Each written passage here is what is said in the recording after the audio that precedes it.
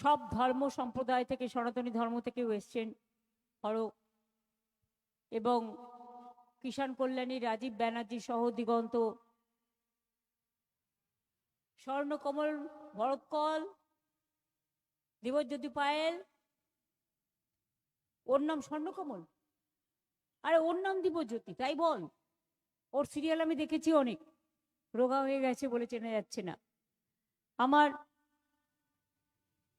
খ্রিস্টান ফাদার থেকে শুরু করে, আমার পাঞ্জাবি ভাইয়েরা থেকে শুরু করে, বোনেরা থেকে শুরু করে, আমার হিন্দু মুসলিম শিখ ইসাই সকলে কিন্তু এখানে এসে উপস্থিত হয়েছেন।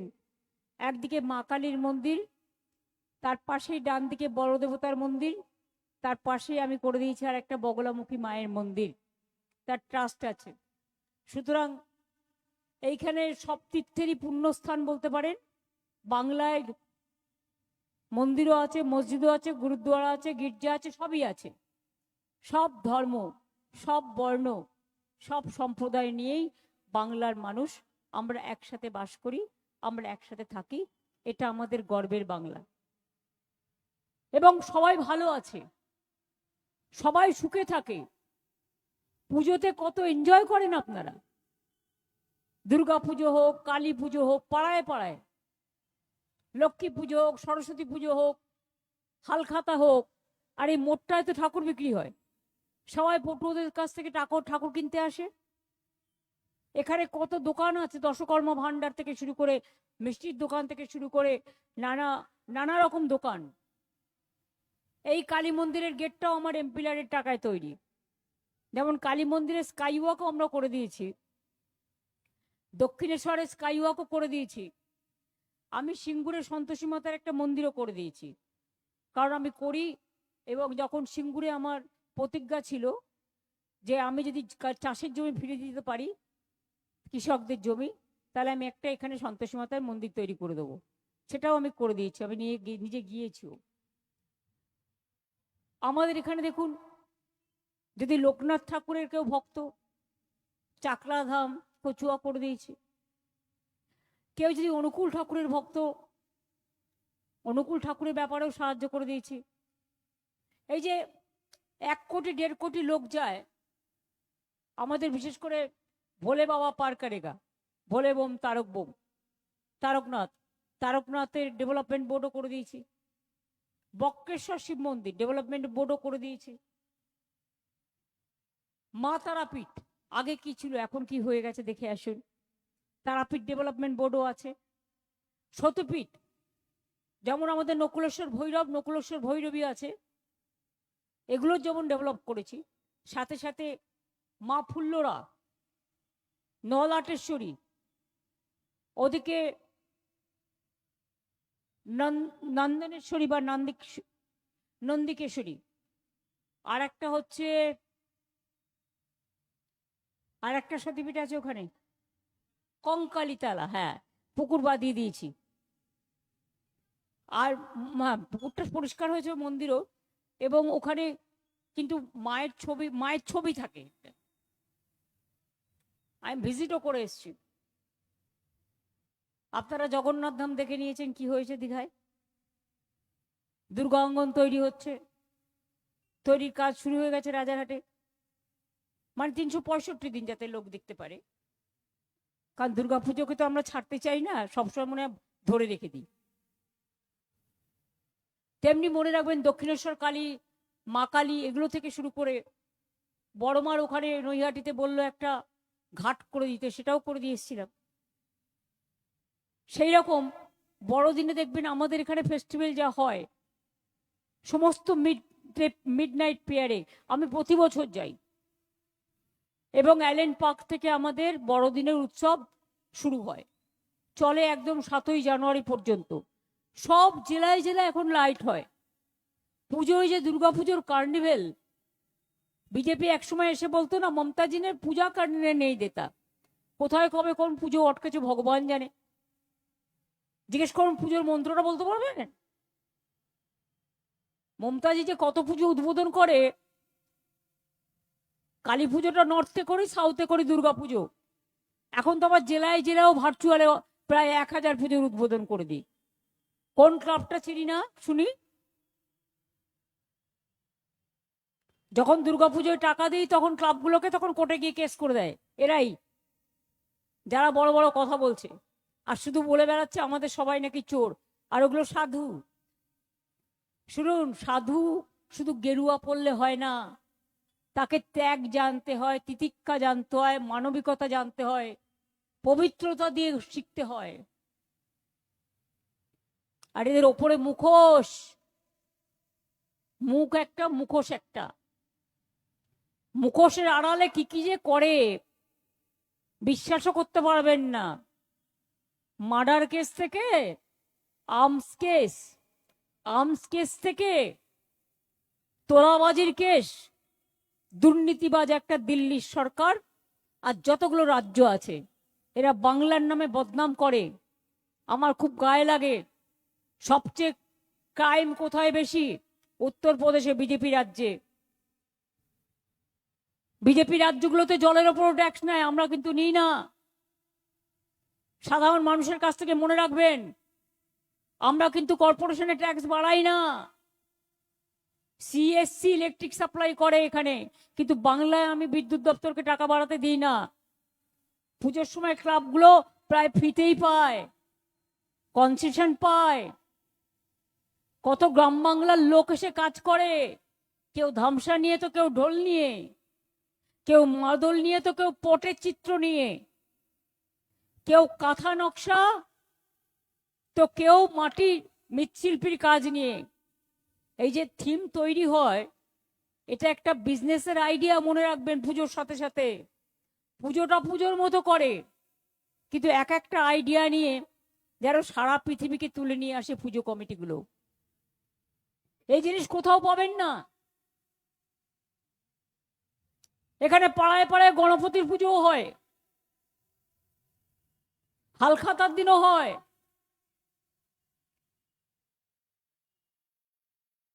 বিশ্বকর্মা পুজোও হয়, রক্ষাকালীর পুজোও হয়, চামুন্ডা কালীও হয়, ছিন্নমস্তাও হয়, সিদ্ধেশ্বরী কালীও হয়, সর্বমঙ্গলাও হয়, ভবতারিণীও হয়, ভুবনমোহিনী হয়, মনমোহিনী হয়, মহামায়াও হয়, জৌরাকালীও হয়, বিশালাক্ষীও হয়, জয় মাতা দি হয়, সন্তোষী মাতা হয়। গুরুদ্বারায় গুরুদ্বারায় আমরা হালুয়া চেয়ে খাই, ওই প্রসাদটা আমাদের কাছে প্রিয়। রমজান মাসে আমাদের সাময়িক পাঠায়, আমরা খাই। একটা ছেলে আছে এবিপিতে কাজ করে, আশাবুল, প্রতিবার ওর মা নিজে হাতে করে আমাকে বড়া করে পাঠায় ঈদের দিন। আমি ওটা বসে থাকি কখনো আসবে। বড়দিনে এমন কোনো মানে চার্চ নেই যেখান থেকে আমাকে একটা কেক পাঠায় না। ছট পুজোয় আমার পাড়ায় তো ছতের দোকান আছে, যান দেখে আসেন। আমি বাইরে যেটা বলি মিথ্যে কথা বলি? ছোটবেলা থেকে দেখছি ওখানে আগে লিট্টি হতো, এখন লিট্টিটা হয় না, কিন্তু লিট্টি হয়। ঠেকুয়া আমাকে ছট পুজোর সময় সব দিয়ে যায়, দুদিন ছুটিও দিই। এমন কোনো মহাপুরুষ নেই, এমনকি মতুয়া ঠাকুর, হরিচাঁদ গুরুচাঁদ ঠাকুর থেকে শুরু করে তাদের জন্মদিনেও ছুটি আছে, পঞ্চানন বর্মারও যেমন আছে। প্রত্যেকটা উৎসব আমরা মন দিয়ে পালন করি, সাথে সাথে আমরা রাজনীতিটা করি সামাজিক কাজের মাধ্যমে। আমাকে একটা রাজ্য দেখান যাদের শিক্ষা ফ্রি আছে, বাচ্চাদের ছোট্টবেলা থেকে। আমি একবার যাচ্ছিলাম বীরভূমের আউসগ্রাম থেকে, দেখলাম কতগুলো বাচ্চা দাঁড়িয়ে আছে, আমি আসছি বলে দেখবে, পুচকে পুচকে ক্লাস 2 পড়ে, কারো পায়ে জুতো নেই। তো আমি জিজ্ঞেস করলাম, তোমাদের জুতো নেই, পায়ে গরম লাগছে না? বললো আমাদের তো কারো জুতো নেই। আমি সঙ্গে সঙ্গে ফোন করলাম এডুকেশন মিনিস্টারকে, করে বললাম সব প্রাইমারি স্কুলের বাচ্চাদের বিনা পয়সায় বুট জুতো দিতে হবে। তখন থেকে শুরু হলো, ড্রেস দিতে হবে স্কুলের মেয়েদের। আমাদের তাঁতিরা এখানে তৈরি করে, আগে বাইরে থেকে আসতো, মিটার মিটার কাপড় কিনে। বিজেপির অনেক ক্যাডারও আছে যারা আমাদের এই কন্ট্রাক্টারি নিয়ে ইনকাম করে খায়, নামটা আর বললাম না। মিড ডে মিলও পায়, প্রেগনেন্ট মাদারদের সুস্বাস্থ্য সুপুষ্টিও দেওয়া হয়, বিনা পয়সায় রেশনও দেওয়া হয়। আগের বার বলেছিলাম স্বাস্থ্যসাথী পেয়েছেন তো? পিজি হসপিটালে ন্যায্য মূল্যের দোকান আছে, ড্রাগ সেন্টার আছে, ফেয়ার প্রাইস ড্রাগ শপ। হার্টে স্টেন্ট বসাতে গেলে বাইরে 1.5 লাখ, আর পিজি হসপিটালে ফেয়ার প্রাইস ড্রাগ সেন্টার থেকে করলে মাত্র 30,000। তার সাথে আছে স্বাস্থ্যসাথী। প্রায় 1 লক্ষ বাচ্চার হার্ট অপারেশন করে দিয়েছি। আর ভবানীপুরে আপনারা কি পাননি? সারা বাংলা তো বলতে গেলে এখন অনেক টাইম লেগে যাবে। ভবানীপুরে ধনধান্য, সৌজন্য, আলিপুর মিউজিয়াম, সম্পন্ন, শিল্পান্ন, অভিন্ন থেকে শুরু করে একেবারে ইকবালপুর হসপিটালেও টাকা দিয়েছি। চলে যান ওদিকে পদ্মপুকুর থেকে শুরু করে, চক্রবেড়িয়া থেকে শুরু করে, ভবানীপুর এডুকেশন সোসাইটিকে ইউনিভার্সিটি করবার জন্য জমি দিয়েছি, যেমন সেন্ট জেভিয়ার্স ইউনিভার্সিটি করার জন্য জমি দিয়েছিলাম। স্বামী বিবেকানন্দের নামেও একটা ইউনিভার্সিটি একটা হচ্ছে রাজারহাটে, সেখানেও জমি দিয়েছিলাম, ওটা একটা এডুকেশন হাব হয়েছে। বাকি কিছু নেই। বাংলায় লক্ষ লক্ষ কোটি টাকার ইনভেস্টমেন্ট আসছে, কেন জানেন? Now Bengal is the industrial destination, it will be number 1। এবং এটা অনেকে সার্ভে করে দেখেছে, তাই টাকার ইনভেস্টমেন্ট আছে। Now Bengal have become cement hub, leather hub ইন্ডিয়ার, গোল্ডেন হাব। গোল্ড স্মিথ যারা কাজ করে মুম্বাইতে গিয়েও, সব কিন্তু বাংলার, মাথায় রাখবেন। আমাদের পরিযায়ী শ্রমিকরা কাজ করলে তোমরা মারো, পেটাও। আর তোমাদের কত পরিযায়ী শ্রমিক এখানে আছে? 1.5 কোটি। আমরা বুকে করে রেখে দিই, আমরা কোনোদিন অত্যাচার করি না, কেন করব? আমার ভবানীপুরে সব ধর্ম, জাতি, সব বর্ণ, সব কাস্ট, সব কমিউনিটির লোক থাকে, সারা বাংলায়ও থাকে। আমরা কিন্তু কারোর উপরে অত্যাচার করি না, বরঞ্চ মানবিকতার হাত নিয়ে কোথাও আগুন লাগলে ছুটে যাই। এমনকি নেপালে গন্ডগোল হচ্ছিল, আমি শিলিগুড়িতে 3 দিন গিয়ে বসেছিলাম, পাছে পানি ট্যাঙ্কি দিয়ে আমাদের শিলিগুড়ির ওখানে প্রবলেম হয়। জলপাইগুড়িতেও ঝড় হলে যেমন ছুটে যাই, এখানে আমফান হলো, সারা রাত আমি ঘুরে বেরিয়েছি, যেগুলো ভেঙে গেছিল সব করে দিয়েছি। কোভিড হয়েছিল, মনে আছে আপনাদের? মানুষ বাড়িতে থেকে বেরোতে পারতো না ভয়ে। আমি নিজের জীবন পরোয়ার না করে রাস্তায় রাস্তায় রিং কেটে দিয়েছিলাম। এবং শুধু তাই নয়, বড় বাজারের দোকান খুলিয়েছিলাম, সমস্ত বাজার খুলিয়েছিলাম, তাদের একটা সিস্টেম করে দিয়েছিলাম যাতে ব্যবসা না বন্ধ হয়। আর আপনারা কি করেছেন? জিএসটি ট্যাক্স আমরা ভেবেছিলাম একটাই ট্যাক্স হবে, মানুষের উপকার হবে 10টা ট্যাক্স না দিয়ে।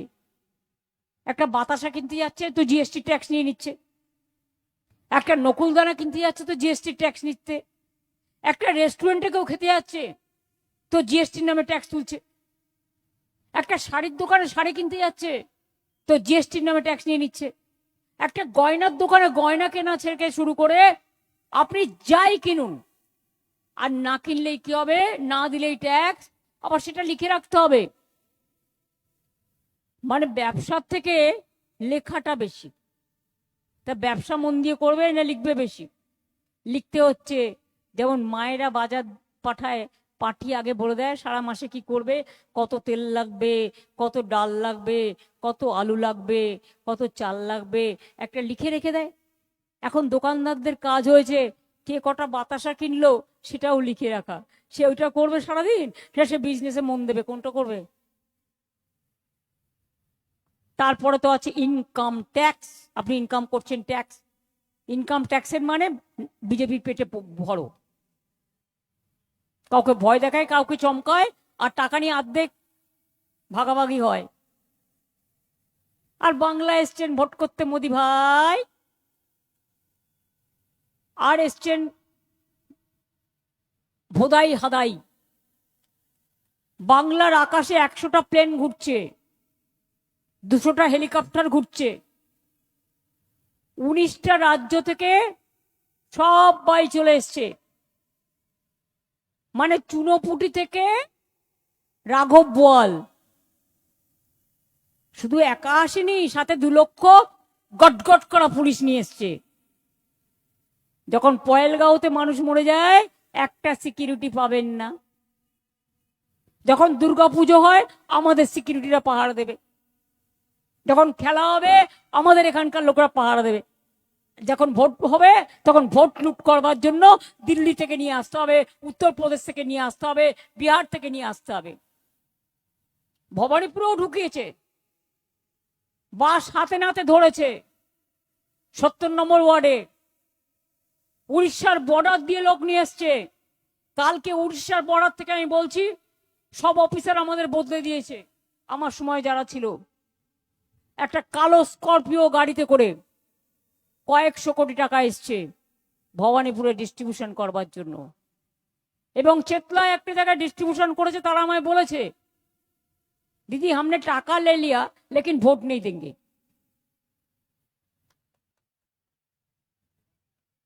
এবং সেটা আমরা আইডেন্টিফাইও করতে পেরেছি। শুনুন, ভবানীপুরটা কিন্তু ভবানীপুর, কলকাতার ভোট আর তোমার লুট করে নন্দীগ্রামে ভোট করেছিলে দুটো আলাদা। ভেবেছে এখানে ওসি চেঞ্জ করলে ওসি ভোট দেবে, রিটার্নিং অফিসার চেঞ্জ করলে রিটার্নিং অফিসার ভোট দেবে, বন্দুক নিয়ে গটগট করে আসলেই বন্দুকওয়ালারা ভোট দেবে। আমরা সব আঙুল চুষবো, মারপিট করব না, কারণ মারপিট করলে ওদের লাভ। কাল দেখলেন না একটা মিটিং আমি করলাম না, আমার কিছু যায় আসে না, বরঞ্চ মিটিংটা করলাম আমি যে ভোট পেতাম, ও যে আমার মাইকের মধ্যে মাইক লাগিয়ে দিয়েছিল সেই জন্য ভোটটা আরো গেল। ক্ষতিটা নিজেদের করলো। কিছু কিছু জায়গায় প্ল্যান করে দাঙ্গা লাগাবার চেষ্টা করবে, আর আমাদের কর্মীদের ক্যাম্পেইন হয়ে যাওয়ার পরে বলবে মুচলেখা দিয়ে যাও থানাও। কেউ থানায় মুচলেখা দেবেন না, আপনারা বৈধ নাগরিক মাথায় রাখবেন। আমি যখন রাস্তা দিয়ে যাই, বিজেপির লোকেরা থাকে, আমাকে ওদের স্লোগান দেয় না। তাহলে একটি ছেলে বলেছে দিদির নামে মিথ্যে কথা বলেছেন কেন, তার বাড়িতে কি ভবানীপুর থানা রেড করে, কালীঘাট থানা নতুন এসছেন, কালীঘাটকে কতটুকু চেনেন আপনারা? তার বাড়িতে রেড করেছেন, গোপাল বলে একটি ছেলের বাড়িতে রাত্রিরে মধ্যরাতে কেন করেছেন? আর বিজেপির লোকেরা যা আমাদের পোস্টার ছিটছে, আমাদের ছেলেদের মারছে, বাইরে থেকে গুন্ডা নিয়ে আসছে, টাকা ঢোকাচ্ছে, তখন আপনারা চুপচাপ থাকেন কেন? আপনাদের তো বলিনি তৃণমূল করতে, আপনারা ইম্পার্শিয়াল কাজ করুন। Chair is for impartial work. এখন আমি পলিটিক্যাল মিটিং করছি, তাই আমি পলিটিক্সের ব্যাচটা পড়েছি, কিন্তু আমি যখন প্রশাসন চালাই আমি তখন কিন্তু প্রশাসনিক কাজটা করি। এখন আমি প্রশাসনের কাজ চালাচ্ছি না, নির্বাচন ডিক্লেয়ার হয়ে গেছে, 6 মাস আগে থেকে এসআইআর এর নাম করে সর্বনাশ করে বসে আছে। কখনো শুনেছেন যে যে জায়গার ভোটার সে সেখানকার আইসি হয়? শুনেছেন? ইলেকশন কোডে নেই, নিয়মে নেই। যে লোকটা রোজ ফেসবুক করে বিজেপির নামে, তাকে করে দিয়েছে আইসি থানার। ওরা কিভাবে আমাদের নারী নক্ষত্র জন্মে? বাবু বলে দিলেন আমাকে কেন বলবে দিদির নামে, দিদি তো এগুলো করেছে, তো অসুবিধার কি আছে? আমি যখন তোমাদের মিটিং এর সামনে দিয়ে যাই, তোমরা আমার গাড়ি লক্ষ্য করে কত গালাগালি দাও, কত তোমাদের স্লোগান দাও, আমি তো কোনো রিয়াক্ট করি না। তুমি মিটিং করে মিথ্যে কথা বলছো, গালাগালি দিচ্ছ আমাকে। অনেকে সহ্য করতে পারে না, কেউ পারে কেউ পারে না। শুধু বলেছে ভাই দিদি আমাদের জন্য সব করেছে, এইটুকু বলার জন্য কালীঘাট থানা কাল মধ্যরাতে তার বাড়িতে গিয়ে রেড করে বজ্জাতি করে এসেছে। অনেক বড় কাজ করছেন। কালীঘাটের ইঞ্চিতে চেনেন? কতটুকু কালীঘাটকে চেনেন? কতটা আপনারা আলিপুরকে চেনেন? কতটা ভবানীপুরকে চেনেন? ইলেকশনের 3 দিন আগে উকুন বাছার মতো আপনাকে দিয়েছে দায়িত্ব বলে আপনি কেউ কেটা হয়ে গেলেন? আপনি ভালো থাকুন, আপনার পরিবারের শুভকামনা করছি, কিন্তু মনে রাখবেন, মায়ের মন্দিরের সামনে দাঁড়িয়ে বলছি, অন্যায় আমিও করব না, আপনারাও করবেন না।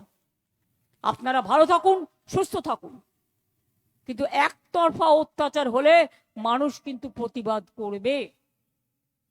আর এবার তো মেয়েরা প্রতিবাদ করবে, কত মহিলা জোগাড় করতে পারেন আমি দেখছি। শুধু এখানে নয়, আসলে কি হয়েছে বলুন তো, প্রথম ইলেকশনই হেরে গেছে, আমাদের 100 ক্রস করে গেছে, 153 মধ্যে, ওই জায়গাটা আমাদের একটু মাইনাস ছিল। আর নেক্সট ইলেকশন যেটা 29, সেখানে সবটাই তো আমাদের প্লাস। তাই যদি কিছু সিট জোর করে ইভিএম মেশিন দখল করে কম্বল পরে ঢুকছে, মুখে কম্বল চাপা দিয়ে, কি করে স্ট্রং রুমে লোডশেডিং হয়, কে দায়ী এর জন্য? কার আন্ডারে হচ্ছে ইলেকশন? কম্বল চাপা দিয়ে লোডশেডিং করে ভেতরে ঢুকছিল, ধরা পড়েছে। ধরা পড়লেই আবার তাদের নামে কেস দিয়ে দিচ্ছে। তার দায়িত্ব কার স্ট্রং রুম পাহারা দেয়ার? বলছে ইভিএম মেশিন নিয়ে যাওয়ার পরে কাউন্টিং এ খেলা হবে। আমি সাউথের ডিওর একটা জাস্ট হোয়াটসঅ্যাপ মেসেজ দেখলাম, কোনো একটা জায়গায় দিয়েছে, আমি তার থেকে পেয়েছি, বাইরে থেকে পেয়েছি। কাউন্টিং এ খেলা হবে। কি করবেন কাউন্টিং এ? আগের বার কি করেছিলেন? 4000 ভোটের জায়গায় হয়েছে, অ্যানাউন্স করেছেন 4000 ভোটে জিতছে, নিয়ে 2000 ভোট মাইনাস করে কম্পিউটারে লোড করলেন 2000। তাই এবার থেকে মনে রাখতে হবে, যতক্ষণ কম্পিউটারে লোড করে রেকর্ড না করছে ততক্ষণ ছাড়া যাবে না। তাতে 2 ঘন্টার জায়গায় 10 ঘন্টা লাগবে। কিন্তু কম্পিউটার রিগিং আর ইভিএম মেশিন রিগিং, জনগণের ভোট, এসব মানব না। আর একটা কথা মনে রাখবেন, আমি সংবাদ মাধ্যমকেও বলবো, নির্বাচনের স্বার্থে, গণতন্ত্রের স্বার্থে আমার এই কথাটা প্রচার করতে। অনেকে জানেন না, বলে টিপুন। আপনি ধরুন একটা সিম্বল টিপে দিয়ে চলে এলেন, দিয়ে চলে আসবেন না, 10 সেকেন্ড অপেক্ষা করবেন। ওটা কিন্তু ধরা আছে টাইম। আপনি দেখবেন ভিভিপ্যাটে আপনি যাকে ভোট দিলেন ভোটটা সেখানে পড়লো কিনা। কিছু বুঝতে পেরেছেন? কালকে একটা ভিডিও পেয়েছি, দেখলাম একটা পার্টিকে ভোট দিচ্ছে আর একটা পার্টিতে ভোট চলে যাচ্ছে। সেই জন্যই আমার কথা হচ্ছে, আমাকে পাবলিককে অ্যালার্ট করতে হবে। কোন ইভিএম এ কি করে রেখে দিয়েছে তা তো আমি জানি না, এখন তো পুরোটা চেকও করতে দেয় না। নির্বাচন কমিশনের নামে বিজেপি টোটালটা চালাচ্ছে। এটা মনে রাখবেন, ভোট যাকেই দেবেন, ভোট দেওয়ার পরে সেই ভোটটা তার জায়গায় পড়লো কিনা চিহ্নে, সেটা ভিভিপ্যাট দেখতে হবে। 10 সেকেন্ডের মধ্যে এটা হয়ে যায়। তাড়াহুড়ো করতে গিয়ে এই ভুলটা করবেন না, তাহলে আপনার ভোটটা অন্য জায়গাতেও চলে যেতে পারে। আর এজেন্টদেরও নজর রাখতে হবে। লোকালি যারা ভোট দিতে যান তারাও যখন ভোট দেবেন একটু দেখে নেবেন। এটা হতে পারে 200-তে হলো না, 200-র পর থেকে হতে শুরু করলো। কাজেই দলে দলে যখন ভোটাররা যাবেন সবাইকেই দেখতে হবে আপ টু লাস্ট মোমেন্ট। আর ইভিএম মেশিন আমাদের সব দিকে খারাপ করার চেষ্টা করবে। ইভিএম মেশিন খারাপ হয়ে গেলে সেই মেশিনে ভোট হবে না। তৃণমূলের জায়গাগুলো দেখে দেখে খারাপ মেশিন দেয় লোককে হ্যারাস করার জন্য, যাতে মানুষকে আবার ঘুরে এসে ভোটটা দিতে হয়। ভোটটা তো দিতেই হবে, তার কারণ হচ্ছে, নাহলে এসআইআর এ দেখেছেন তো কিভাবে নাম কেটেছে, কত লাইনে দাঁড় করিয়েছেন। এরপর জানালে এনআরসি করবে, করে আপনার নাম্বার দেবে। আমি তাকে এসব করতে দেবো না, কিন্তু আপনাদের ভোটার লিস্ট যেটা বিএলও যেটা আপনাকে স্লিপ দিয়েছে, সেই স্লিপটার একটা করে জেরক্স কপি রেখে দেবেন। বুঝলেন কি বললাম? ফর ফিউচার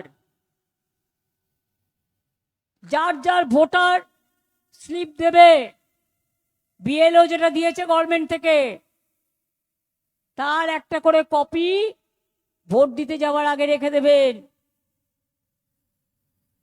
পরে কাজে লাগবে। কারণ এরা তো যখন তখন আধার করলো, নিয়ে এখন বলে আধার, বললো আধার কার্ড 1000 টাকা করে দাও, 5টা করে ছবি দাও। এখন জিজ্ঞেস করুন আধার, বললো নো পাপা। জিজ্ঞেস করুন passport, no papa. Engineer, no papa. ডাক্তার, তার ডক্টরের ডিগ্রি দেখাচ্ছে, নো পাপা। শুধু বিজেপি ইয়েস পাপা। পাপা ভালো থাকো পাপা। আমি বাবাদের বলছি না, তারা সম্মানীয়, পাপা পাপাই হয়। এটা একটা কবিতা। ওই যে আমরা ছোটবেলায় পড়তাম না, টুইঙ্কেল টুইঙ্কেল লিটল স্টার, এরকম টাইপের কত কবিতা আছে। সুতরাং এটা একটা কবিতার লাইন। তাই বিজেপি জেনে রেখো, তোমরা খুব ভয় পেয়ে গেছো, তাই হামলে পড়েছ। আজ 1 মাস ধরে কামড়াচ্ছ, শুধু অত্যাচারের ছবল দিচ্ছ, অনাচারের ছবল দিচ্ছ, এসআইআরের ছবল দিচ্ছ, ব্যভিচারের ছবল দিচ্ছ। আর প্রধানমন্ত্রী যেহেতু মিথ্যে কথা বলতে পারে, আমি কোনোদিন ভাবতেও পারি না, কারণ আমি 7 বার এমপি হয়েছি, আমি অনেক প্রধানমন্ত্রীর সাথে কাজ করেছি। চেয়ারটার তো একটা সম্মান আছে, তা না? ওই একটা গান আছে না, চোখে চোখে কথা বলো, মুখে কিছু বলো না। ওদের গান হচ্ছে কানে কানে কথা বলো, মিথ্যে ছাড়া সত্য বলো না। আগে আমরা ছোটবেলায় পড়তাম, সকালে উঠে আমি মনে মনে বলি সারাদিন আমি যেন ভালো হয়ে চলি। আর বিজেপির স্লোগান হচ্ছে সকালে উঠে আমি মনে মনে বলি সারাদিন আমি যেন মিথ্যাচার করে চলি, সারাদিন আমি যেন চুরি করে চলি, সারাদিন আমি যেন ভ্রষ্টাচার করে চলি, সারাদিন আমি যেন ভোট কেটে চলি। এরপর আবার বাংলায় ভোট চাইছে। মাছ খাবে না, মাংস খাবে না, ডিম খাবে না। আমরা তো সবার খাবার খাই, যার যার মতো খাবার খাবে। এই যে মা কালী বাড়ি দেখছেন সামনে, মায়ের ভোগ আমাকে প্রায় পাঠায় ওরা। মায়ের ভোগে মাছও থাকে, মাংসও থাকে। জগন্নাথের ভোগ আবার নিরামিষ হয়। যার যার নিজের খাবার খাবে, যার যার নিজের পড়ার পড়বে। তোমরা কে হরিদাস যে বলবে বাংলার লোকেরা যেখানে থাকে মাছ মাংস ডিম খাওয়া বন্ধ? তো তোমাদেরও ভোট বন্ধ? তো মাছ মাংস ডিম ওরা খাবে না। আমাদের ছেলেমেয়েরা কি করে, একটু মাছের ঝোল করে দেয় মা তাড়াতাড়ি, ওইটুকু দিয়ে ভাত খেয়ে চলে যায়।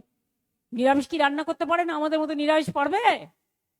পারবে আলু পোস্ত করতে, পেঁয়াজ পোস্ত করতে, ছানার ঘন্ট করতে, ইঁচড়ের দোরমা করতে, পটলের দোরমা করতে, মোচার ঘন্টা করতে। তখন মাথায় ঘন্টা বাজবে। আমরা কিন্তু সব পারি। এটা বাংলার লোকের রান্নার নমুনা।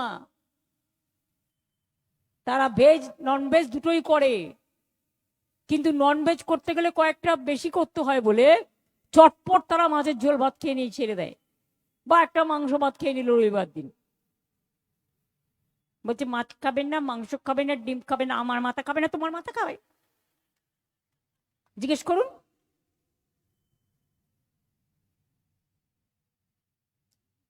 ওই যে গোপী গায়ন বাঘাবাইন মনে আছে?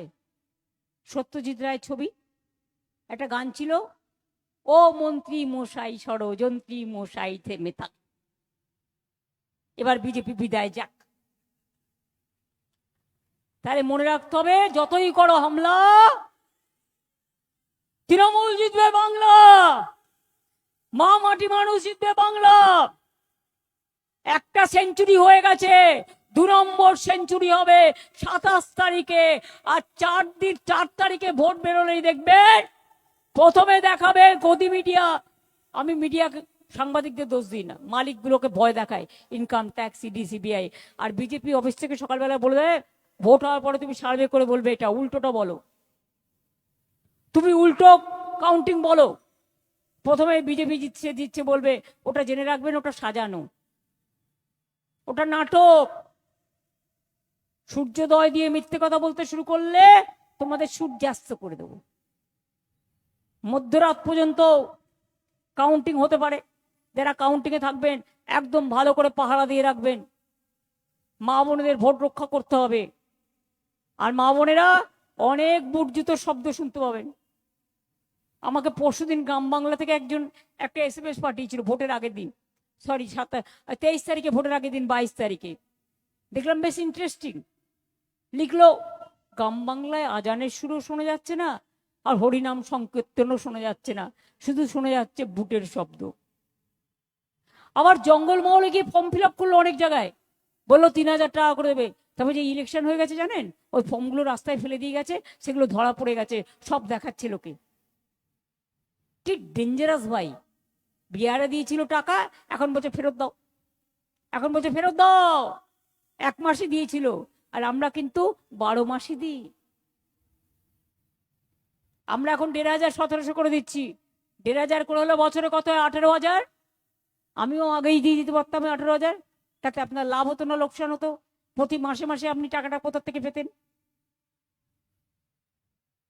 কাজে মনে রাখতে হবে, সারা জীবনের জন্য চান না 5,000 টাকা ভিক্ষে দিলে সেই ভিক্ষেটা নিয়ে ভোটটা ওদের দেবেন? না, ভোট আপনার অধিকার। এবারের ইলেকশন এসআইআর যা করেছে, এটা অধিকার রক্ষার লড়াই, আপনার সম্পত্তি রক্ষার লড়াই, ছেলে মেয়েদের ভবিষ্যৎ রক্ষার লড়াই, আপনার ঠিকানা রক্ষার লড়াই, আপনার চাকরি রক্ষার লড়াই, আপনার কর্মস্থান ঠিক রাখার লড়াই, শান্তিতে থাকার লড়াই।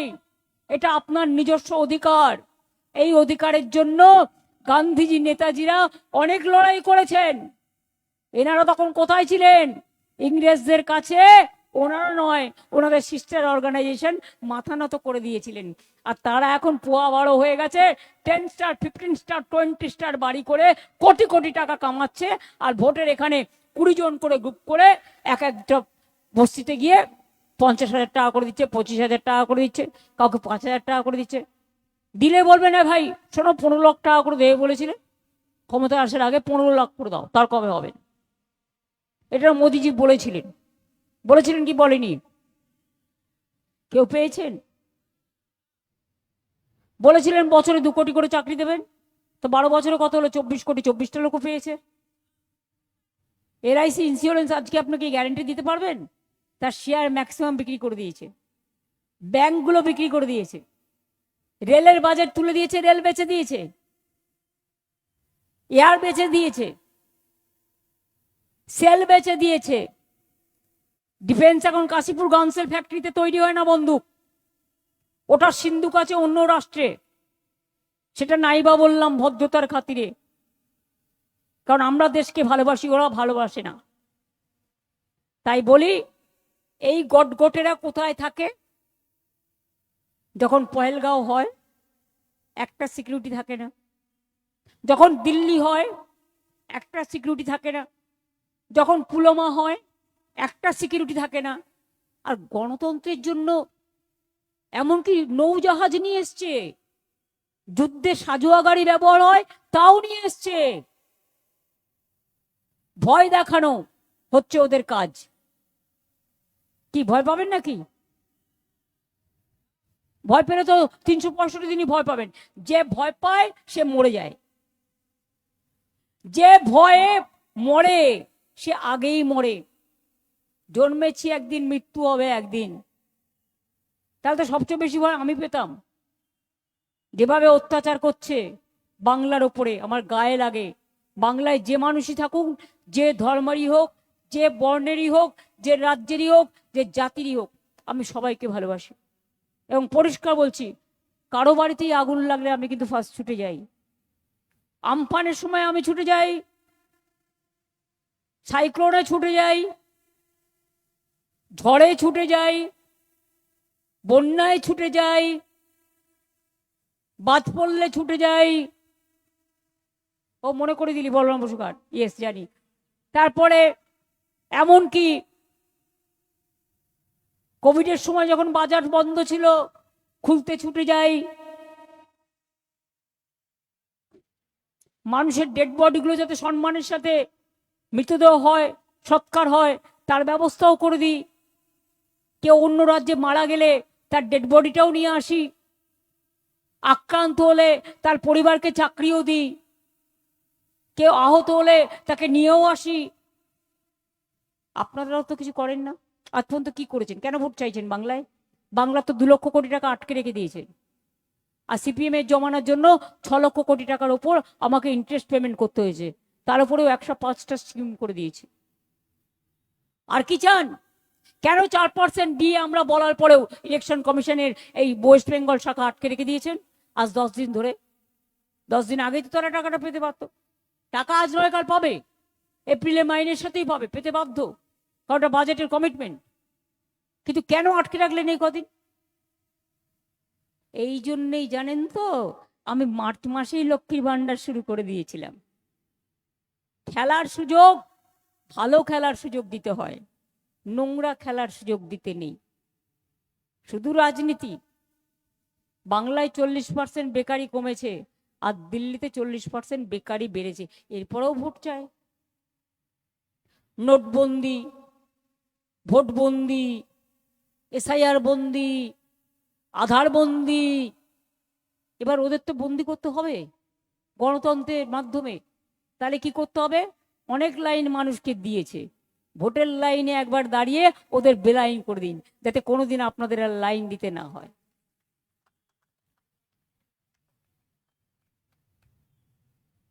আর মনে রাখবেন, 11ই স্লোগান ছিল আমার, বদল চাই, বদলা নয়, বদল চাই। এবার আমি স্লোগানটা পাল্টেছি, এত অত্যাচার দেখে এবার বলছি, বদল নয়, বদলা চাই। এটা হচ্ছে গণতন্ত্রের বদলা, লোকতন্ত্রের বদলা। একটা করে ভোট দিন, আর আপনাদের যে অত্যাচার করেছে তার বিরুদ্ধে ভোট দিন। আপনার অধিকার, এতদিন থাকবার পরেও আপনাকে প্রমাণ করতে হবে আপনি এদেশের নাগরিক কিনা। বাঙালি দেখলে বলে দিচ্ছে বাংলাদেশি, পাকিস্তানি পাঞ্জাবি দেখলে বলে দিচ্ছে খালিস্তানি, মুসলিম দেখলে বলে দিচ্ছে পাকিস্তানি, কাউকে কাউকে বলে দিচ্ছে রোহিঙ্গা। আর তোমরা কেঙ্গা, তোমরা কে কহেঙ্গা? বহিরাগত সব বাংলা বিদ্বেষী সারা উত্তরপ্রদেশকে শেষ করেছে, রাজস্থানকে শেষ করেছে, মধ্যপ্রদেশকে শেষ করেছে, উড়িষ্যাকে শেষ করেছে, গুজরাটও দেখবেন আগামী দিন ওরা জিতবে না যদি আমি একটু মাটির কথা শুনে থাকি। এবার আমরাও লড়বো, বিজেপিকে একদম 1 ইঞ্চি জমিও ছাড়বো না। বাংলাটা জিতে নি, তারপরে দিল্লি আমার টার্গেট। তার জন্য সব রাজ্যের সবাইকে এক করব। নেতাজি সুভাষচন্দ্র বোসের স্লোগান, চলো দিল্লি চলো, অত্যাচারের বিরুদ্ধে দিল্লি চলো, দেশকে বিক্রি করার বদলে দিল্লি চলো। আর এবারে খেলাটা এমনি খেলা নয়, দুরন্ত খেলা। আমি একটা ট্রেনের নাম দিয়েছিলাম সবচেয়ে সুপারফাস্ট, হাই স্পিড করেছিলাম, ওইটাকেই কেটে কুটে ওইসব বন্দে ভাতরম ওইসব করে করে টন্দে মা চালাচ্ছে টুকলি করে। একদম টুকলিবাজ, টুকলিবাজ, চুকলিবাজ, জুলুমবাজ, ঝুমলাবাজ, ধান্দাবাজ, ভণ্ডবাজ, অনেক আছে বললে। অনেক নতুন ভাষা তৈরি হয় জানেন তো, কথাঙ্করি, কথা থেকে কথামালা, কথা থেকে কথা বিতান, কথা থেকে কথাঙ্কারী, অনেক তৈরি হয়। কাজেই নতুন ভাষা তৈরি হয় বলেই দেখবেন ব্রিটেনে ওরা অভিধানে এইসব নতুন ভাষাগুলো লিখে রাখে। আমি যখন নাম দিয়েছিলাম নবান্নর পাশে উপান্ন, অনেকে রিসার্চ করেছিল, আরে উপান্ন বলে তো কিছু হয় না। আরে ভাই, ভয় না তো কি নতুন ভাষা তৈরি করতে নি? তারপর কেউ ভুল ধরতে পারেনি, হয়ে গেছে। কত করে দিয়েছি বলুন, 51, সুবর্ণ, সৌজন্য, ধনধান্য, নবান্ন, সম্পন্ন, সুলগ্ন, সৌজন্য, কি না করেছি, অভিন্ন, আরো অনেক নাম দিয়েছি সমস্ত জেলায় জেলায়। আমার প্রায় 500টা প্রজেক্টের নাম দেয়া আছে, কিন্তু নিজেদের পার্টির নামে আমি কোনো প্রজেক্টের নাম দিইনি, আর নিজের নামে কোনো স্টেডিয়ামও করিনি, আর নিজের নামে কোনো মূর্তিও বসাইনি। আর আমি চাই না, আমার মা মারা যাওয়ার পরে আমাকে অনেকে বলেছিল মায়ের নামে কিছু করবে, খেলা করবে, এ করবে, ও করবে। আমি একদম না, আমার বাবা মা এটা পছন্দ করতেন না, বাবা মাকে অসম্মান করবেন না। আর আমিও মনে করি যে আমাকে মনে রাখুক মানুষে, কিন্তু তার জন্য কিছু করবার দরকার নেই। হ্যাঁ, ইন্দিরা গান্ধী স্টেডিয়াম হয়েছে কবে? ইন্দিরা গান্ধী মারা যাওয়ার পর। নেহরু স্টেডিয়াম হয়েছে কবে? নেহরুজি মারা যাওয়ার পর। জীবিত অবস্থায় ভাই ऐसे हम तो नहीं देखा है कभी। আপনার নাম पे अपना प्रचार चल रहा है, আর কিছু বললেই झूठ बोले कौवा काटे। पर्दा का पीछा में क्या है? जुमला है, जुमला है, जुमला है। তাই মনে রাখবেন, যতই করো হামলা আর যতই করো জবরদস্তি, জেনে রাখবে মানুষই সবচেয়ে বড় আশা ভরসার কেন্দ্রস্থল। গণদেবতা, গণতন্ত্রের সবচেয়ে বড় শক্তি মানুষ। বন্দুকের নল নয়, আর তোমার ডান্ডাও নয়, তোমার গুন্ডাও নয়, তোমার ঝান্ডাও নয়, আর তোমার পান্ডাও নয়। আমাকে আঘাত না করলে আমি চুপচাপ কবিতা লিখি, গানের সুর করি, নিজের কাজ নিজে করে যাই।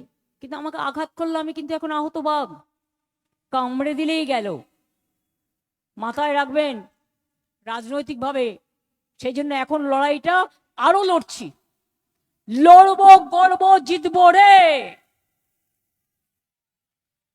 আবার জিতবে। যতই করো হামলা, যতই করো হামলা,